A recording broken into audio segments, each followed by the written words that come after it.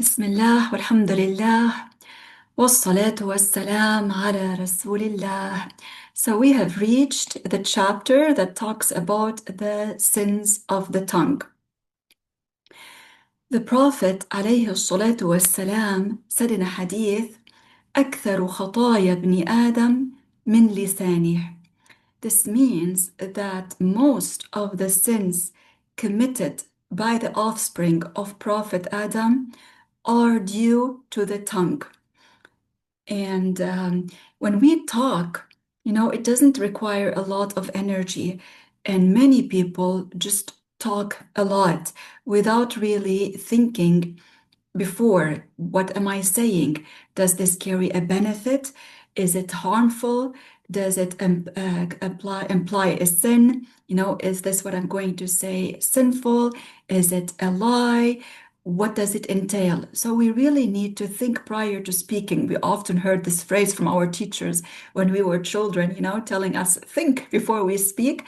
And, it's true. It is really important for us to think before we speak. Because once the word is said, it's out. So the person should be very careful. In another hadith, the Prophet ﷺ said, "Man somata naja." Here also, the Prophet ﷺ is encouraging us not to talk a lot if it does not have a benefit. If this talking is beneficial, then it's good.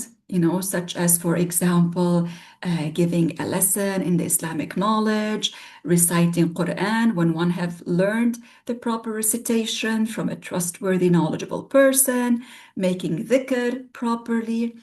This definitely is beneficial talk. But if it is not, then, let us not say it. Even if it is not sinful, one might tell you, but it is not sinful. Why not speak?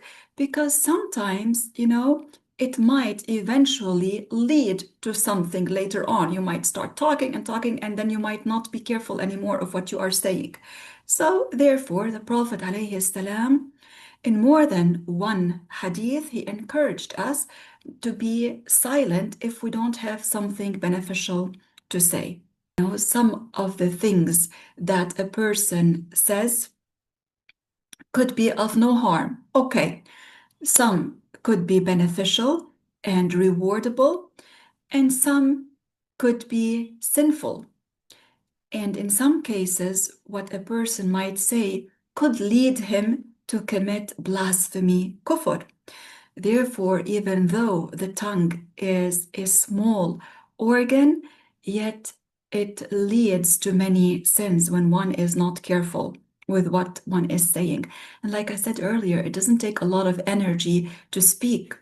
Sometimes you might be around some people or sitting in a place and you hear others talk and talk.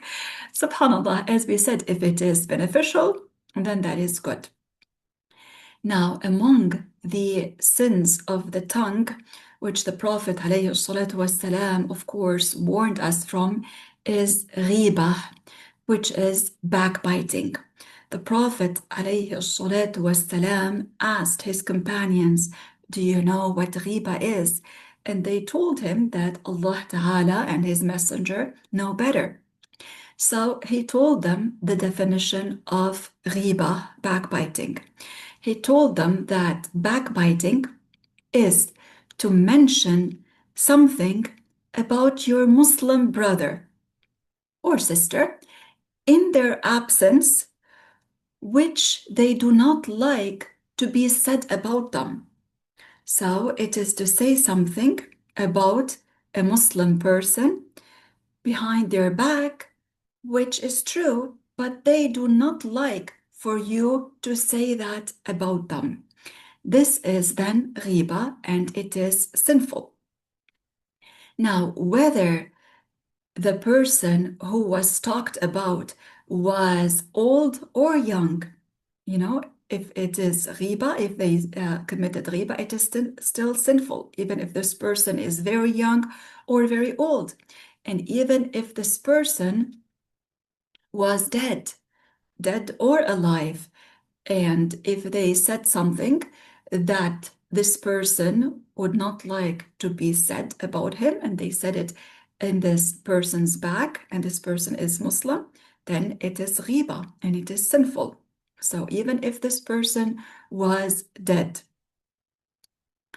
Now, we said that this is if what is said about this person is true. And the companions asked the Prophet ﷺ, but what if this is true? It is still sinful because this person does not like for that to be said about them. And if what they said is not true, then this is referred to as buhtan in Arabic, and this is more severe than backbiting, and because this entails also lying when they are saying something that is not true about this person. Now, what are examples of backbiting? For instance, if one says something that concerns the other person's body or lineage or manners, that this person does not like to be said about him, such as to say that he or she is fat, even if this person is really overweight, but they wouldn't like for you to say that about them. Or if someone says about another Muslim in their back that they are filthy or that their house is filthy. It might be the case, but still, they do not like for you to say that about them or about their house or about their clothing. So these were examples of ghiba, because some people say, but this is true. Well, even if it is true, the Prophet ﷺ gave that definition of ghiba, and he said to say something about your Muslim brother, meaning of course and sister, behind their back, which is true, which they do not like for you to say about them. So then this is ghiba, and it is among the sins of the tongue. In some cases, ghiba is a small sin, and in some cases, it is an enormous sin. Okay? Now, whether it is a small sin or an enormous sin, the person should avoid that. And subhanAllah, unfortunately, many people, when they are sitting, with a friend or chatting, many people we find might fall into ghiba. And they should be very careful. They might be, just sitting together, drinking a cup of tea or a cup of coffee, and they start talking about things and about people, and then you hear them committing ghiba. So that would be sinful.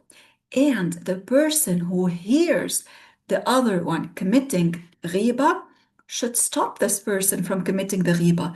So even if this person committing the ghiba is my friend, I don't go along with it. I still need to tell her, don't say that.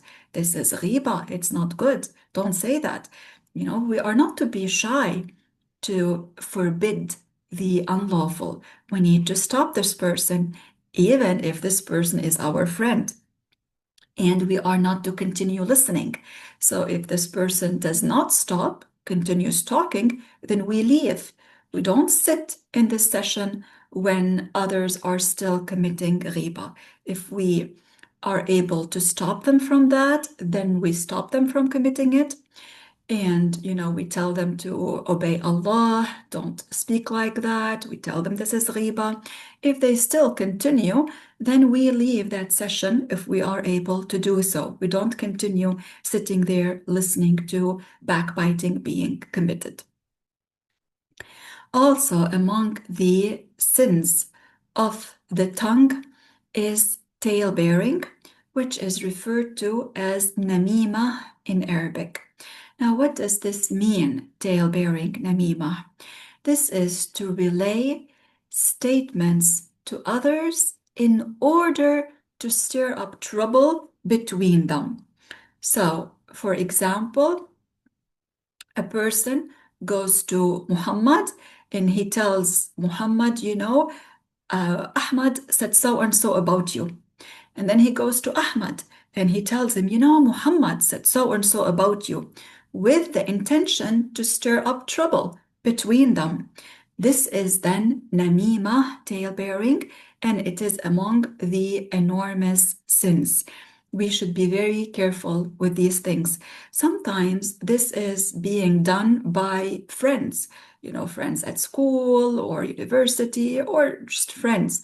When they fall into an argument with another person, so they do not want this other one to remain having a friendship with this other person, so they start stirring up trouble between them. They go to one and they tell him so and so said so about you. Then they go to the other and they say, oh, so and so said so about you, in order to stir up trouble. So this is sinful, and we should definitely avoid that. Also, among the sins of the tongue is to incite conflict without relaying words, and even if it is between animals. So sometimes people do that without talking. So they cause trouble between two individuals without talking, by urging sinful acts to be committed without relaying words. Sometimes they might do them with a particular hand movement to encourage this other person to commit a sin, or maybe with a facial gesture. So such an act is sinful. To cause trouble between two individuals by urging sinful acts to be committed, this is sinful. And as we said, even if it is done by some animals, such as by dogs or roosters or rams. Maybe you have seen in videos where some people take two roosters, and I don't know what exactly they do, but they cause these roosters to fight one another. This is not to be done. They are not to do that, okay? This is not allowed for them to do that, to have these two roosters now fight one another. Also, among the sins of the tongue is to lie, and that is to say something contrary to reality while knowing that what one said is not the truth. So this is sinful, whether the person was serious or joking. To deliberately say something that is not true, and one knows, of course, that this is not true, this is sinful, whether the person was serious or joking. And there was more than one hadith of the Prophet ﷺ in which he warned us from lying, and also from lying when one is joking. And nowadays, we see in many societies people just on a daily basis commit lies, but they don't even notice that. They've gotten accustomed to it. They say they are just joking, and they even raise their children like that. And even you hear that from teachers in the classroom, saying lies with the intent of making jokes. Well, a lie is still a lie, and it is sinful even when the person is joking. So April 1st, or what they refer to as April Fool's Day, is not an excuse to commit a lie.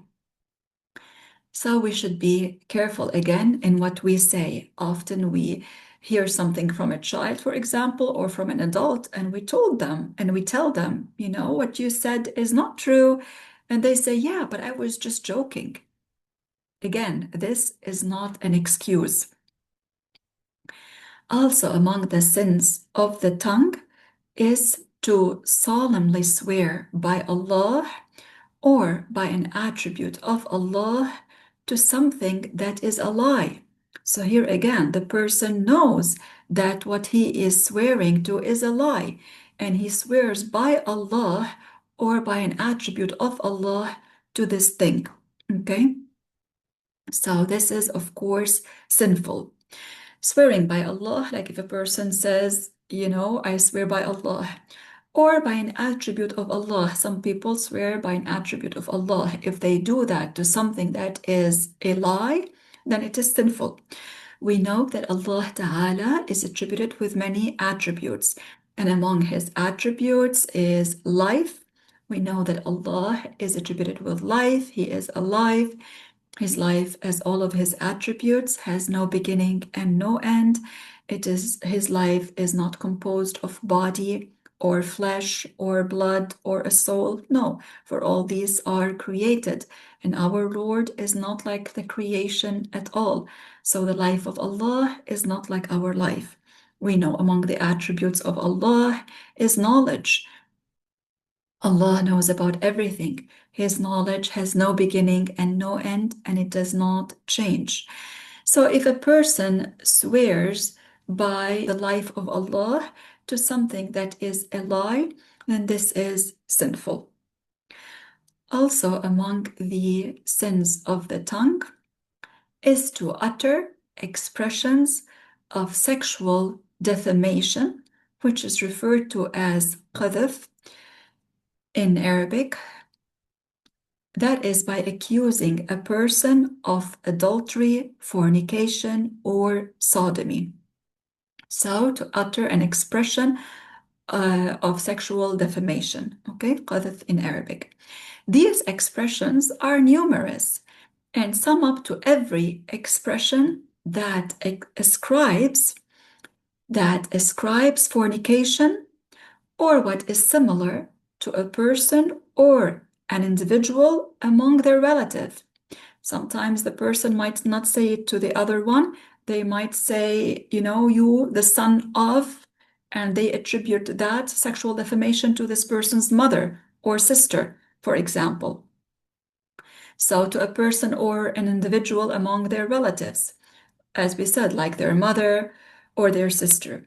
So then they are regarded as sexual defamation directed towards the victim unconditionally when they are said explicitly.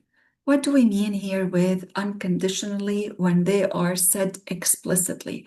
So when this statement that was said is explicit in sexual defamation, in this case, whether the person intended by it sexual defamation or not, it is sinful because this expression is explicit in sexual defamation.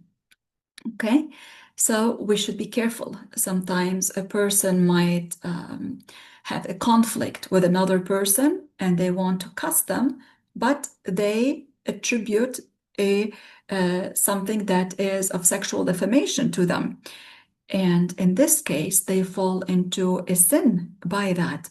So even if you have a disagreement with a person, we are still to watch what we say about this person, because often the devil might whisper to us to say things that are negative, that are bad about this other person whom we have a conflict with, or a person who hurt us.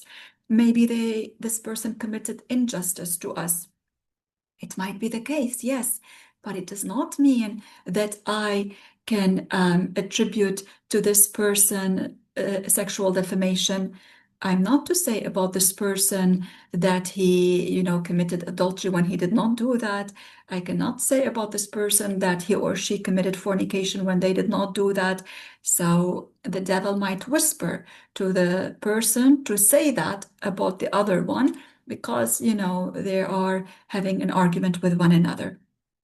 So we need to be careful in these cases as well. And even if a person committed injustice to us, now what is better to do in this case? It is better to forgive. This is what our beloved Prophet ﷺ taught us. Now, if we do not forgive, but we do not commit ourselves injustice now towards the other person. Okay.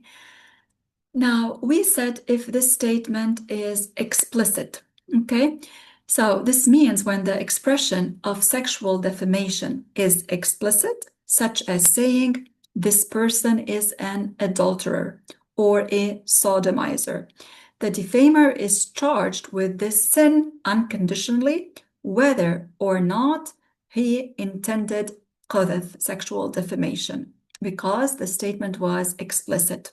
Now, if the statement that this person said was not explicit, then it only amounts to قذف if said with that intention, with the intention of sexual defamation. So the expression is implicit if it bears the meaning of قذف and other meanings, such as, for example, saying to a person, you lecher, or you wretch. So these statements carry more than one meaning.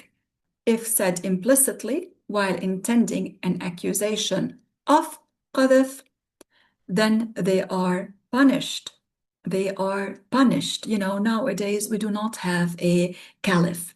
But if there was a caliph, then he would punish this person. So this is not something to be taken lightly, you know, to attribute such an act like adultery to a person when it is not true. It is absolutely not to be taken lightly, because then when it's not true, this person who said this statement, and the statement is explicit, he deserves the punishment for that. And when a person wants to go to the judge and mention to the judge that so and so committed adultery, they need to be 4 male witnesses who have seen the actual act of adultery before they go to the judge. Otherwise, they would not go. You know, subhanAllah, some people have not learned the religious knowledge. So they might see a man and a woman who are not married. They might see them alone in a room. And yeah, we know they are not, if they're not mahram, and they're not married, they are not to be alone in a room. But if they see them alone in a room, they might accuse them of adultery, and this is not to be done. You know, they might not have done that whatsoever. They might have just, you know, talked to each other, and that is it. Even if they saw them kissing, it does not mean that they committed adultery. So here again, we should be very careful. We do not attribute adultery to them just because we saw them, for example, kissing one another and they are not married. We are not to say about them that they committed adultery. This is not to be done. This is something not to be taken lightly at all. SubhanAllah, we hear sometimes of cases in some places where a case like this happens, and then you hear that a family member went and killed that woman. Killed her. Why? Because they saw her, you know, in a room alone with a marriageable man. This does not mean that they committed adultery. Even, like I said, if they saw them kissing, it does not mean that they committed adultery. They committed a sin. When they are not married, they committed a sin. But this does not mean that this person is allowed to go and kill her. He is not. So he would be committing a sin by that. He is not to do that. He is not allowed to go and kill her. SubhanAllah. One should be careful about such matters. Some people might have very strict cultural customs, but these cultural customs are not from the religion. So we are to follow the religious rules and not the cultural customs if they do not comply with the religious rules. So the punishment for that person who attributed sexual defamation to another, if this person who committed this statement is free, meaning not a slave, then his punishment is 80 lashes. Again, if there was a Muslim caliph. Nowadays we don't have. If this person was a slave who attributed sexual defamation to another person, if this person who said this was a slave, then his punishment would be half of that, meaning 40 lashes. So again, we say then, if one wants to go to the judge and, complain that so-and-so committed adultery, again, they need to be 4 male witnesses who have seen the actual act of sexual intercourse, not just seeing the two together in a room, not just seeing the two together kissing, not just seeing the two together, in bed. No, because again, they might not have committed adultery. That's why the scholars are, in this case, they have said that these 4 need to have seen the actual act before they go to the judge and complain and say to the judge that these people committed adultery. Also, among the sins of the tongue is to curse all the companions. And in this case, it would be kufr, blasphemy, to curse all the companions, because it is through the companions that the religion came to us. The Prophet ﷺ, he conveyed the message to the companions conveyed it to their followers to their followers, and so on, until this knowledge reached us.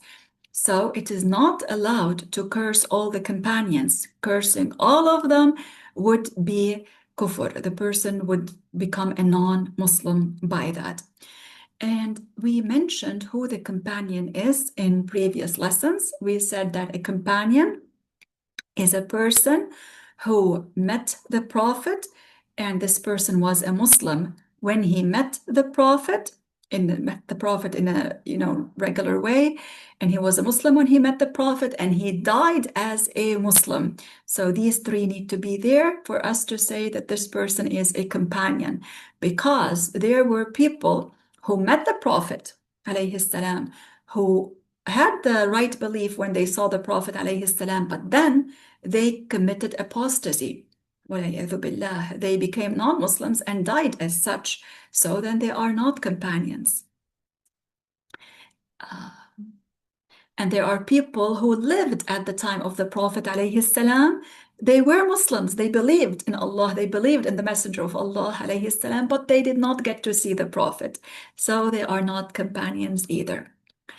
So to curse all the companions, this is kufr, blasphemy. As for cursing one of them, then it is an enormous sin, such as cursing Abu Bakr radiyallahu anhu, or Umar radiyallahu anhu, or Uthman or Ali.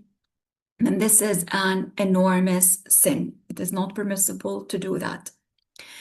Now, as for saying about Muawiyah, this is a particular case about this companion Muawiyah, saying about Muawiyah and his group that they were transgressors, this is not considered among the sinful cursing of the companions, because this issue was explicitly mentioned by the Messenger of Allah ﷺ.